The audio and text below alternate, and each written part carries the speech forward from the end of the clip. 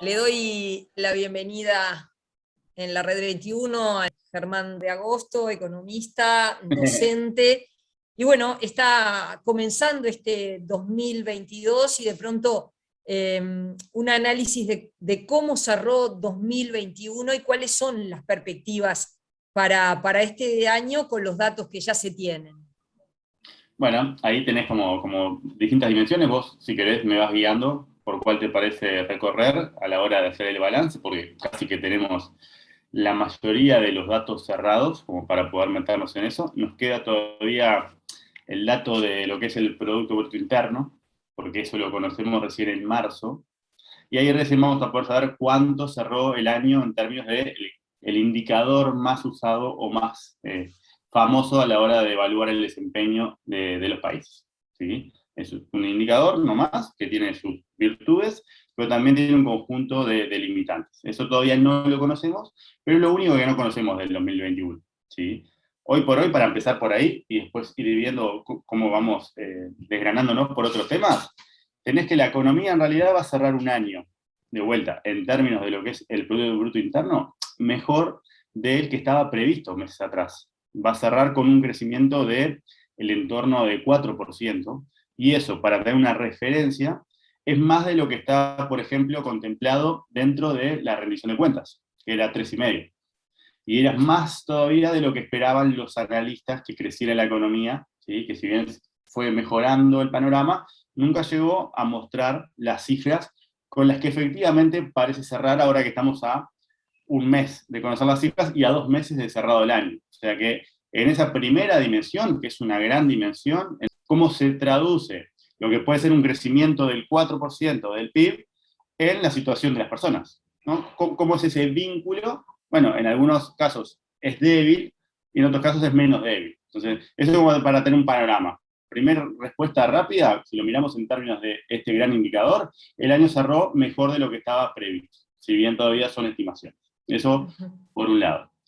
Hay que pensar que venimos de un 2020 con una caída del entorno de 5,8%. O sea que ahí tenés un efecto que eso es relevante y nos distorsiona casi todas las comparaciones que queremos hacer. No a nosotros solo, no, a todo el mundo, porque si vos comparás un año muy, pero muy, muy, muy malo con un año no necesariamente tan malo, siempre vas a tener un efecto estadístico de la base de comparación.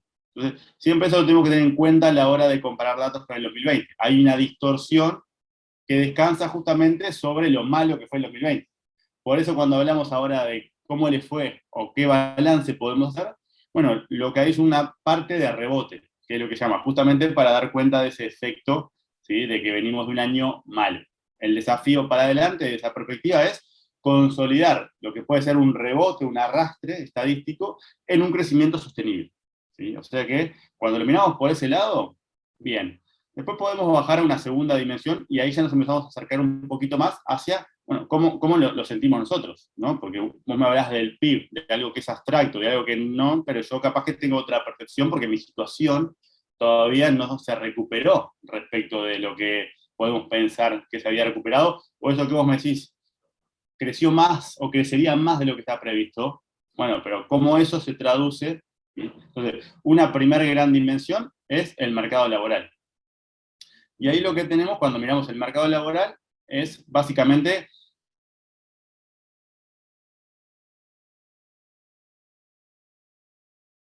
mirar lo que pasa también con lo que es la actividad, que son como las dos dimensiones del mercado de trabajo. El empleo lo que mide básicamente es, bueno, qué está pasando con la demanda, ¿sí? Por parte de los empleadores de nuevos trabajadores, qué tantas oportunidades se están creando. Es un indicador de demanda. Luego tenemos lo que mide lo que pasa con nosotros, que estamos ofertando nuestra mano de obra. Entonces, de la conjunción de la demanda y de la oferta, surge el desempleo, ¿sí? Pero el desempleo surge como ese desequilibrio entre la oferta y la demanda. Entonces, muchas veces uno tiene la tentación de siempre enfocarse en el desempleo, cuando en realidad puede pasar situaciones contraintuitivas donde el desempleo está bajando, pero por razones que son muy malas. Por ejemplo, que menos gente está buscando trabajo activamente. Entonces, cuando tenemos que analizar el mercado laboral y hacer un balance, tenemos que empezar primero por lo que está pasando con la demanda y con la oferta, Y después sí hablar también de cómo eso resulta en un desempleo de determinado nivel. Entonces, cuando miramos el empleo, una variable que mide justamente lo que hablamos, cuánto están demandando, cuántas oportunidades más están generando, bueno, el año cierra con aproximadamente 50.000, 49.000 puestos más de los que teníamos en 2020. Hay una recuperación de casi todo lo que se perdió durante el 2020, que se perdieron en torno de 60.000 puestos de trabajo. O sea, cuando miramos promedio, todavía, si lo miramos en promedio, y comparamos el promedio de 2020 con el promedio de 2019, todavía no llegamos a recomponer todo lo que dejamos por el camino, ¿sí? Pero cuando nos metemos como en la dinámica más mensual, ¿sí? Que nos permite ver cómo fue evolucionando la película, tenemos un primer semestre más flojo, y un segundo semestre de mayor recuperación. Entonces, si vos lo mirás cómo cerraste el año, y cerraste con una población ocupada más alta de la que teníamos justamente en el 2020 y en relación al umbral prepandemia. Y nosotros tomamos ahora, los economistas, viste que tomamos el 2019 y el 2019, bueno, es una primera referencia para tener en cuenta que nos limpia del famoso 2020. Pero siempre hay que pensar que ese punto de partida tampoco era la panacea. Tampoco la economía estaba bien en el 2019. ¿Sí? O sea que ese es como... Sí, es decir, entre 2015 y 2019, recuerdo que el tema de los problemas de empleo era un tema de preocupación para la gente, es decir, con problemas de empleo veníamos antes de la pandemia, incluso antes de 2019.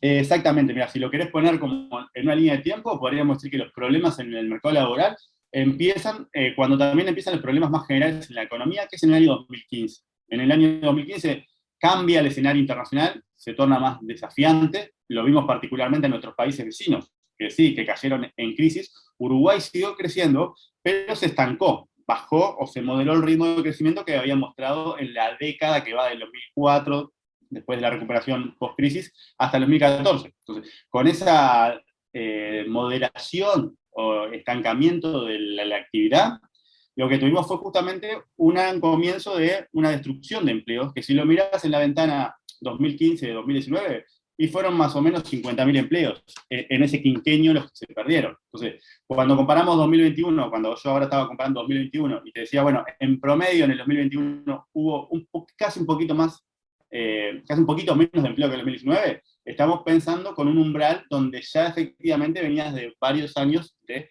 deterioro en la órbita del mercado laboral. O sea que eso siempre hay que tenerlo presente, simplemente es, bueno, de todas las barreras que tenemos que ir superando, la primera parece ser volver a los niveles precrisis, pero eso no quiere decir que estemos bien.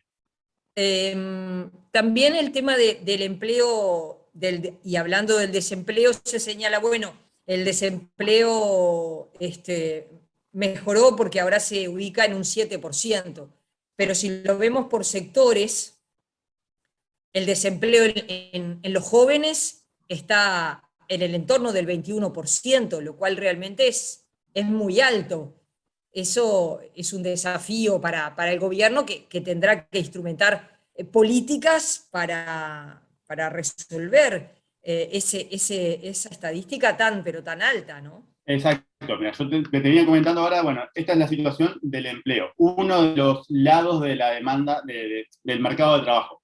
La otra, antes de llegar al desempleo, que justamente ahora volvemos y lo analizamos por distintas dimensiones, como bien lo pones tú, pero cuando pensamos en lo que está pasando con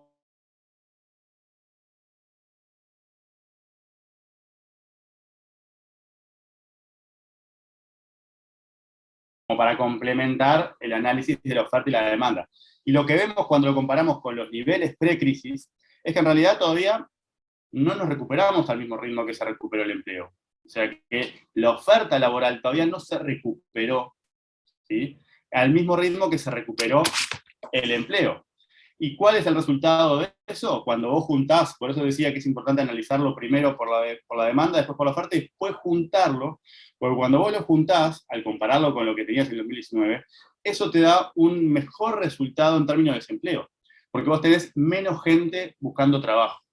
Eso siempre confunde un poquito, pero pensadlo así, mirá, vos tenés este universo acá en mi mano de las personas que nosotros los economistas llamamos población económicamente activa. ¿Sí? ¿Y quién está en la población económicamente activa? Están las personas que efectivamente están ocupadas, y también las personas que están buscando trabajo, pero no encuentran, lo cual es el desempleo. ¿Sí? Después tenemos este otro universo, que es donde están las personas inactivas. ¿Quiénes son las personas inactivas? Bueno, típicamente rentistas, por ejemplo, típicamente estudiantes, típicamente gente que se encarga de los quehaceres del hogar, gente que no está buscando activamente trabajo. ¿Sí? Entonces, ¿qué es lo que pasa con el desempleo? El desempleo siempre mira para solamente mira para este universo. Entonces, cuando una persona está mucho tiempo buscando trabajo y no encuentra, esa persona lo que le pasa es que se desalienta para lo que son los términos económicos y pasa a ser un trabajador desalentado. Y cuando una persona deja de buscar trabajo, se muda desde acá, se nos va para acá. Y el desempleo solamente mira esto. Entonces, a la persona que por estar tanto tiempo desempleada dejó de buscar, el desempleo lo deja de recoger. Entonces, vos podés tener una mejora del desempleo, ¿sí? Pero que no está fundamentada en cosas buenas, porque es personas que estuvieron tanto tiempo desempleadas que justamente pasaron al universo de la inactividad. Esos son los trabajadores desalentados. ¿Sí? Entonces, eso por un lado. Entonces, cuando vos lo juntás, efectivamente tenés una mejora del desempleo, porque el desempleo está en el 7%, pero hay que tener en cuenta que la oferta laboral todavía no se recuperó de lo que fue el cimbronazo. Y también, aparte, venía mostrando problemas de antes del 2019. Entonces, el análisis conjunto de todo eso nos obliga a poner como una suerte de matiz sobre ese último dato, que es el 7%. Y otra consideración que hay que tener, cuando miramos los datos del mercado laboral, siempre tienen mucho ruido, producto de cómo se procesan. ¿Sí? Entonces, el margen de error es alto entre un mes y otro. Entonces, lo mejor es siempre ver como tendencias, ¿sí? O desestacionalizarlo, lo que se dice que es sacarle el efecto de estacionalidad, o analizar la tendencia. ¿Por qué nos muestra esto? Porque nos da una señal más estable, pues si vos graficaras el desempleo te queda como un electrocardiograma. Entonces es muy difícil sacar conclusiones. Entonces, ese último dato puntual, si vos lo mirás en tendencia ciclo, por ejemplo, o desestacionalizado, se parece más a un 7,5%. Entonces, son distintos matices a la hora de analizar los datos. ¿Sí? Eso como una primera dimensión. Segunda dimensión, ahora podemos ir por donde quieras. Una, nos podemos analizar el universo de desempleados, como bien lo planteabas, y la otra también es relevante para tener un diagnóstico de lo que está pasando, es qué pasa si nos metemos, bueno, dentro del universo de personas que están empleadas. ¿Cuál es la calidad de ese empleo? ¿Sí? Y eso nos da otra dimensión. Por ejemplo, yo te decía, bueno, el empleo se recuperó, ¿sí? Cuando vos comparás los promedios 2019 con 2021, se parecen. ¿Sí? Sin embargo, dentro de los empleados están lo que nosotros llamamos los subempleados. ¿Quiénes son los subempleados? Son las personas que están trabajando menos de 40 horas semanales para el INE, pero que les gustaría trabajar más. No están trabajando más porque no consiguen trabajar más. Pese a que ellos tienen la voluntad y la disponibilidad para hacerlo. Entonces, dentro del primer universo de ocupados, que son personas que están trabajando, ya tenemos una primera dimensión asociada a la calidad, que es el subempleo. El 9% de los ocupados tiene esta restricción hoy a la hora de vincularse con el mercado de trabajo. Entonces, si vos además agarrás, y te acordás que yo te decía de los desalentados, que son las personas que se nos fueron de la oferta laboral, si vos agarrás los desempleados, los subempleados y los desalentados, que son como tres tipos de restricciones distintas que tenemos las personas a la hora de vincularnos con el mercado de trabajo, y tenés que hay más o menos 320.000 personas que enfrentan algún tipo de problema en su vínculo con el mercado laboral, por más que sean ocupados, porque son subempleados. ¿Sí? O sea, que ahí dentro del universo de los ocupados tenemos que hacer ese matiz, para tratar de entender que tenemos otro tipo de problemas dentro de ese universo, que aún estando en personas empleadas. ¿Sí? ¿Se puede decir que en este momento la inflación está alta? Que por un lado la inflación está alta, por otro lado los salarios, las jubilaciones y las pensiones no crecen al ritmo de la inflación, es decir, eso impacta negativamente en la gente. Y por otro lado, bueno, las tarifas, los impuestos, y todo, absolutamente todo, va en aumento. Se podría decir, en resumen, bajan los salarios, crecen las tarifas. Claro, bueno, ahí ya tenés otra dimensión. Si querés, pasamos por lo que vos me decías del desempleo, porque vos cuando analizás el desempleo, por ejemplo, tenés lo que vos me contás, ¿sí? que es un gran desafío para la política pública, que es un gran desafío para nuestras perspectivas de mediano plazo, el hecho de que el desempleo entre los jóvenes sea del 23%. O sea, ese tipo de matices que vos introducís cuando diferenciás las poblaciones. Hace 2 días el INE sacó un buen informe que analizaba justamente 3 dimensiones adicionales del mercado de trabajo. Una era la que vos mencionás, cómo se distribuye el desempleo entre los distintos grupos etarios. Y vos ves que cuando comparás las dos puntas tenés 1 de cada 4 jóvenes sin empleo, ¿sí? Y en el otro extremo del espectro etario tenés que el desempleo es menor del 2,6%. ¿Sí? Pensá que estamos hablando de un desempleo promedio de 7. ¿Cómo se compone ese 7? ¿Dónde se nos ahogan los petizos? Bueno, ahí tenés un 23% para los jóvenes. Lo mismo, si vos lo desagregás por ascendencia y ves, bueno, ¿qué pasa con el desempleo entre la ascendencia blanca y la ascendencia negro o afro? También tenés diferencias muy importantes. El desempleo para la ascendencia blanca, que midió el INE, es de 6,5, y es casi casi del 10% para otro tipo de ascendencia. O sea, que ahí tenés otra capa de heterogeneidad que no solamente es la edad, sino es la ascendencia. Y cuando vos lo mirás por niveles educativos, el desempleo para las personas que tienen nivel terciario completo es apenas de 1,6%. ¿Sí? Contra, si vos mirás ciclo básico completo, pero bachillerato incompleto, tenés casi 9% de desempleo. O sea que sobre el desempleo también tenés justamente esos matices que son sumamente relevantes desde el punto de vista de que vos te parás a pensar en el mediano plazo, principalmente los problemas de inserción en los jóvenes. ¿Sí? Entonces, por ese lado cerramos creo que lo que es el panorama del mercado de trabajo. Fuimos del PIB, pasamos por el mercado laboral y ahí ya vemos un primer rezago, ¿no? Un primer efecto, o sea, primero se recupera el PIB, y con rezago se empieza a recuperar el mercado de trabajo que se viene recuperando con esos matices que estamos poniendo, ¿sí? Con heterogeneidades dentro de los sectores de actividad, con heterogeneidades dentro de los sectores de la población, con una oferta que todavía no se recupera del todo, ¿sí? Y entonces ahí nos queda como el primer balance de lo que decís vos. Ahora con esa cosa cerrada nos podemos mover hacia el otro mundo. Vos me mencionabas los salarios. Y ahí nos metemos en el universo de lo que son los precios del mercado de trabajo. ¿Sí? Y cuando vos mirás qué pasó en los últimos 2 años, lo que tenemos es que el aumento de la inflación le ganó el aumento de los salarios nominales, o los salarios corrientes. ¿Qué resulta esto? Resulta una caída del poder de compra, que en realidad es lo que a nosotros nos importa. ¿Cuál es la capacidad que tiene nuestro salario para comprar bienes y servicios? ¿Se entiende esa distinción entre lo que es real y lo que es nominal? Cuando nosotros miramos realmente, o sea, el poder de compra, si lo mirás cuánto se ha perdido desde el 2019, y tenemos una caída de 3,2%, ¿sí? Acumulada entre 2020 y 2021.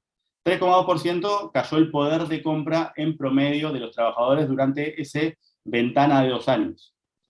Pero otra dimensión que es relevante, porque ahí yo te estoy contando, bueno, el salario real cayó, y cayó 3,2% en 2 años, o 1,5% el último año.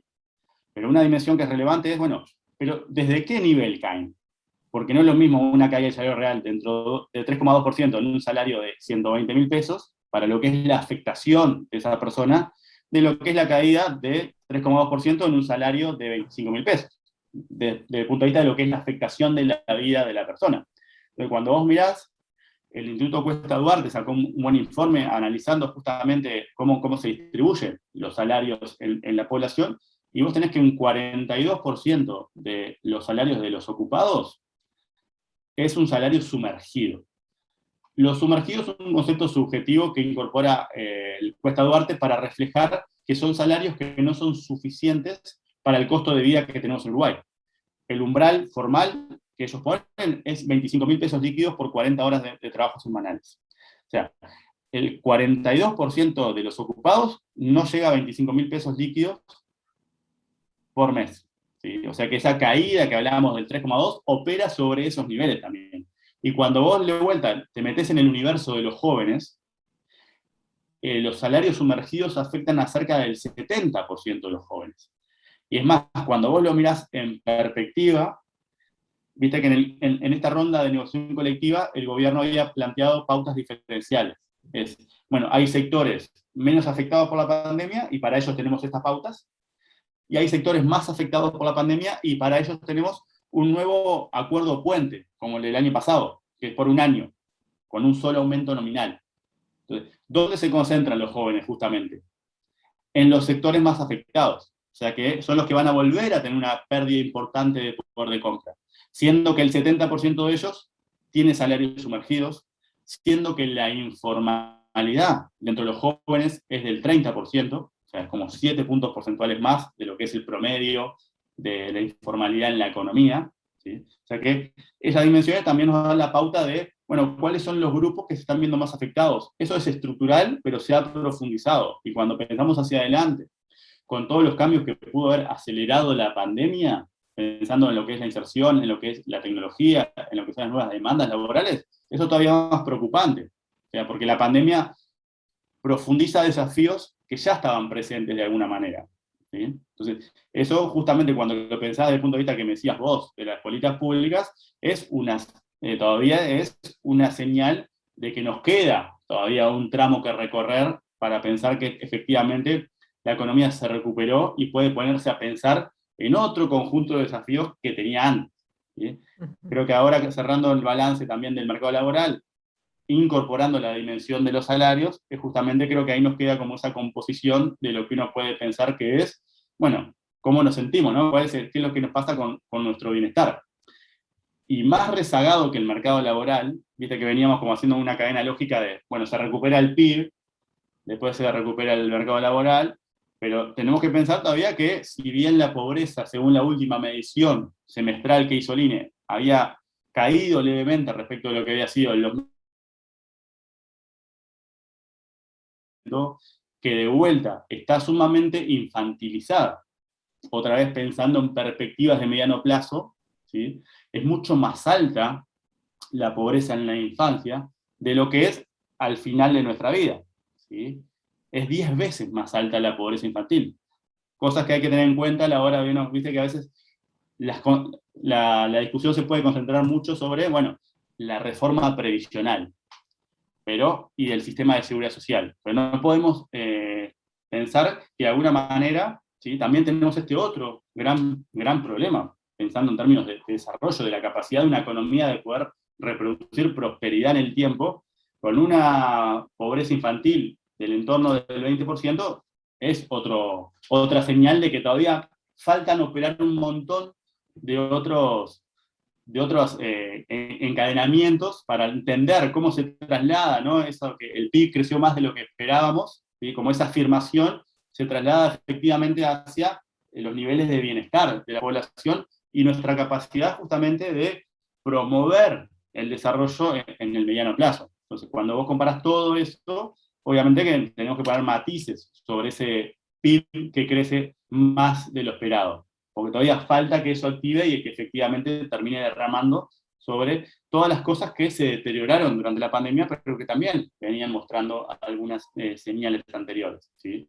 Y bueno, y el costo de los salarios vos lo podés medir contra todo lo que vos quieras, que es lo que vos mencionabas, ¿sí? O básicamente es que, claro, nuestros salarios cada vez pueden comprar menos cosas, independientemente de la canasta que vos tomes, ¿sí? Entonces eso hace una dimensión sumamente relevante. Si vos tomás, otro indicador que se toma es, viste que yo te hablé del empleo y te hablé de los salarios.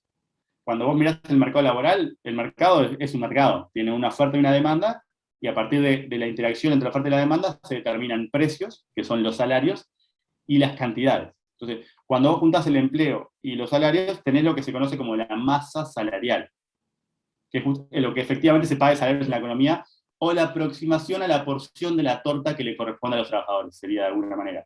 Y cuando vos ves esa dimensión, claro, se viene recuperando, porque el empleo se viene recuperando, pero la caída de los salarios, ¿sí?, que se mantuvo durante el 2021, te la tira para abajo. Entonces la masa salarial sigue por debajo de los niveles que teníamos en 2019, justamente porque los salarios siguen cayendo, ¿sí? Y recordad que cuando yo digo cayendo, también digo cayendo sobre una base que no es muy buena, porque un porcentaje alto de la población enfrenta salarios sumergidos. Gracias por la entrevista.